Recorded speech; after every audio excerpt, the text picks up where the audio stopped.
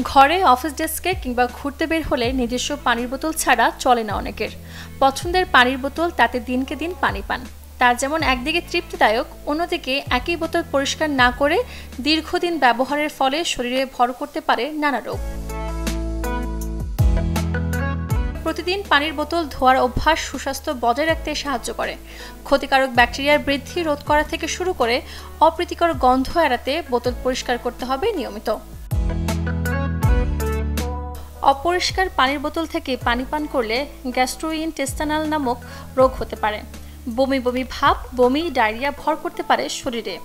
একটি নোংরা বোতলে জমে থাকা ব্যাকটেরিয়া ও ছত্রাক পানিকে দূষিত করতে পারে, যা কখনো কখনো গুরুতর স্বাস্থ্য সমস্যাগুলোর কারণ হতে পারে। নিয়মিত পানির বোতল পরিষ্কার করলে তা দূষণ প্রতিরোধে সাহায্য করে, পরিপাকতন্ত্রকে নিরাপদ ও সুস্থ রাখে। বিশেষজ্ঞদের মতে পানির বোতল 2 দিন পর পর ধুয়ে পরিষ্কার করে রোদে শুকিয়ে নেওয়া উচিত।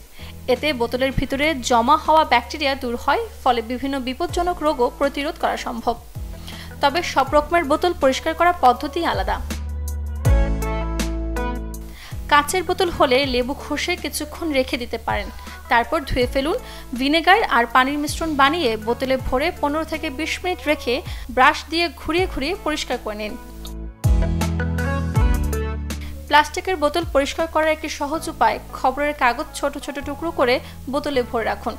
এরপর সাবান পানি ভরে ভালো করে ঝাঁকিয়ে পরিষ্কার করুন। আবার তামার বোতলে পানির দাগ পড়ে খুব সহজেই, সেক্ষেত্রে তেঁতুল দিয়ে ঘষে ঘষে এই সবুজ বাদামি দাগগুলো তুলতে পারেন। Desk report, channel 24।